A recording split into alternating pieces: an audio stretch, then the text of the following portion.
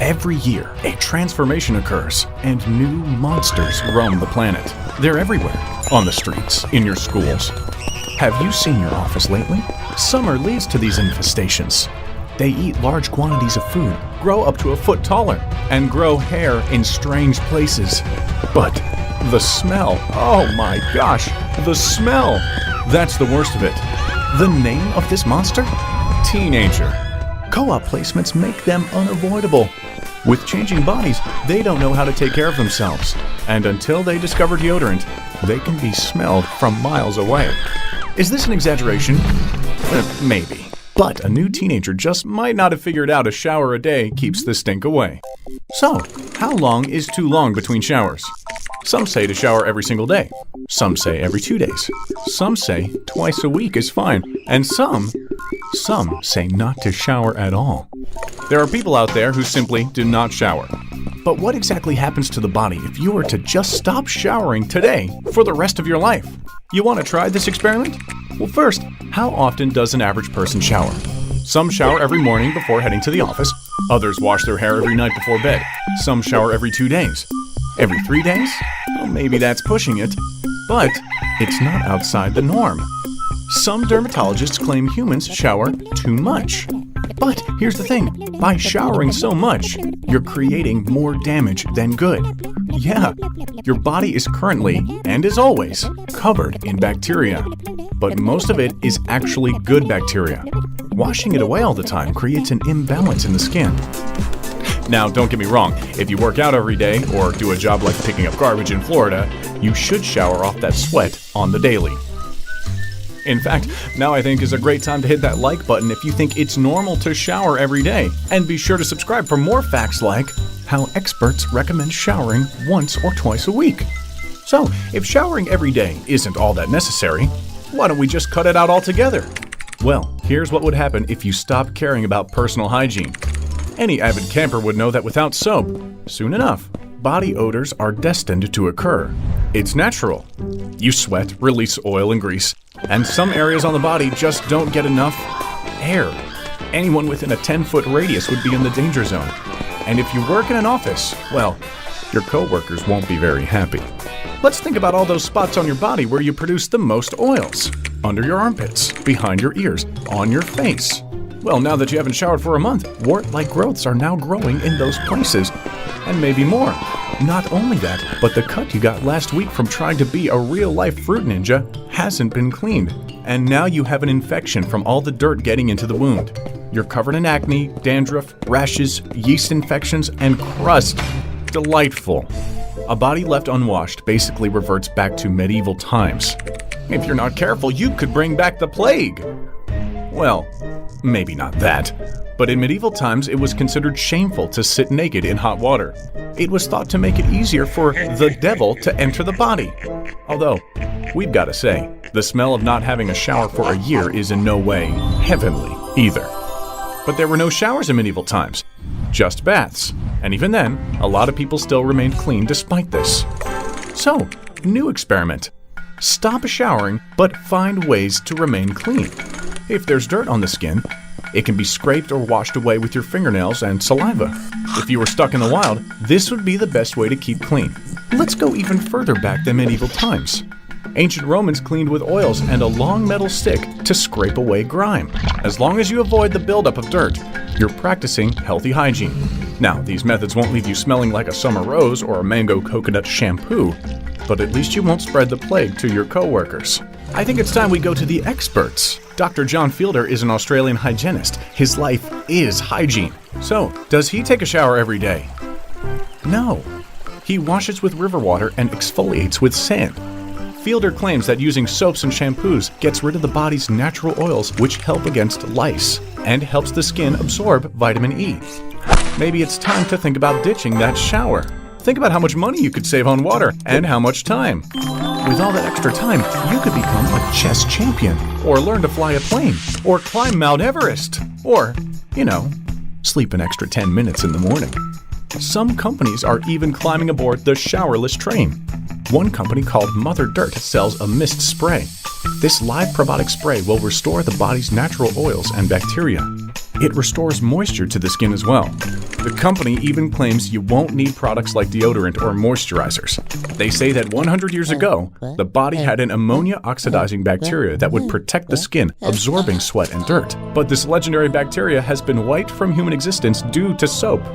It's said to be the reason more and more folks are developing allergies. So wait, I'm not supposed to be sneezing every spring because a flower grows? A flower that has existed alongside human beings for as long as they've been on the earth? I guess that kinda checks out. All right, showering is out. Natural body oils are in. Let's ask Amu Haji for some tips. This man holds the current longest running streak for no showers. Haji hasn't showered in 60 years. The man eats rotten porcupine carcasses. Okay. Haji cuts his hair by burning it with fire. Well, now that just sounds unsafe. And he smokes. A lot. Okay, I take it back.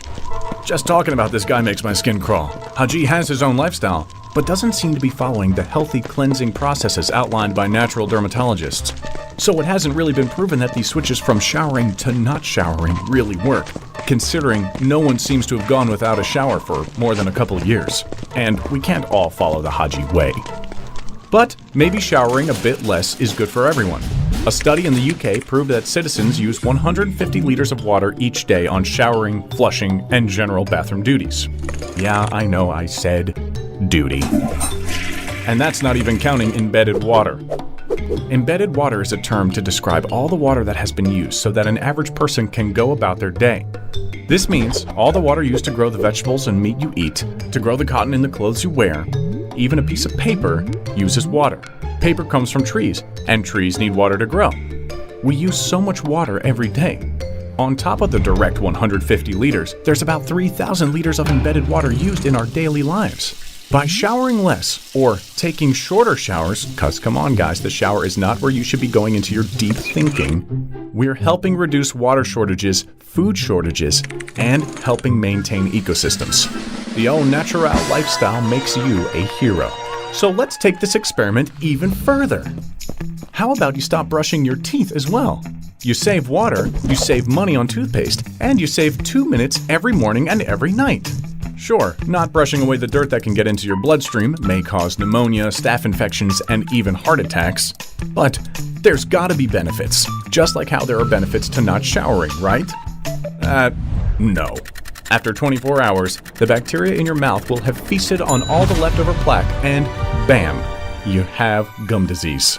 Dentists recommend brushing at least once a day to avoid gum disease and at least twice a day to avoid cavities. Not brushing your teeth is just something you can't get around. 700 to 1,000 types of bacteria live in the human mouth. Scientists claim that things like toilet seats and poles in the subway are actually cleaner than our mouths. Don't go licking subway poles though. Just brush your teeth every day. So the mouth needs to be cleaned. But what about the hands? Sure, they touch a lot of things on the daily, but there's no way they have as many germs as the mouth. That is kind of true, actually. Studies suggest that using too much hand sanitizer and overwashing your hands can weaken the immune system. It's another reason more people are developing allergies. Overwashing can also dry out your skin and make it crack. Well, no more hand washing will save so much time, and your hands will be smooth and soft.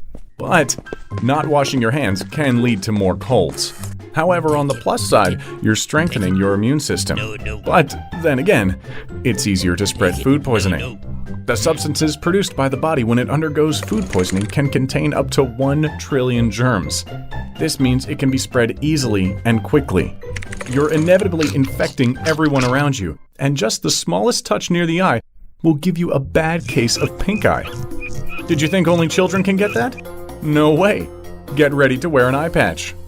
You're also unknowingly spreading germs that a small child still developing their immune system could pick up. Wow, only a real jerk would do that. All right, let's bring back the hand washing. But how about hair?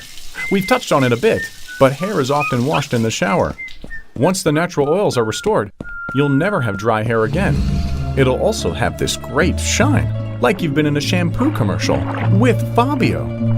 However, on the other hand, soon enough, all the dirt, dust, and dry skin will build up. Your head will get itchy and your scalp will hurt. And for any of you long-haired folks out there who wear your hair in a ponytail too long, imagine that pain, but every day. After 6 months, your hair follicles could get clogged and your hair could stop growing, or worse, fall out completely. Well, then you'd have no hair to wash or not wash at all. But you can wash your hair without actually washing your hair. It's why things like dry shampoo exist. It comes in a powder form and spraying it on will help absorb excess oils. So, you can survive without washing your hair, but it's not pleasant. What about the face? You know, what many people call the moneymaker. If we're washing the body too much, then we're probably washing the face too much. Some people have pretty extensive skincare routines when it comes to the face, like regular microneedling. Microneedling involves giving tiny punctures to the skin with sterile needles to cause a deeper layer of skin to rebuild. Well, not washing your face does have the same effects as not showering. Your oils will return to a natural balance. This can reduce acne. Plus, overwashing can lead to dry and irritated skin. But a buildup of dirt can lead to infections and can age your face faster. And who wants to look 60 years old when they're actually 30? All in all, hygiene is a personal and almost unexaminable thing, considering all the germs we've talked about that are invisible to us. And unless you're camping alone on a faraway island where no one can smell you, a shower is probably something you want to stay consistent with. It doesn't have to be every day. In fact, dermatologists and eco-scientists would prefer you to shower less. But you should shower enough to not offend your coworkers. The air is for all of us. Don't contaminate it.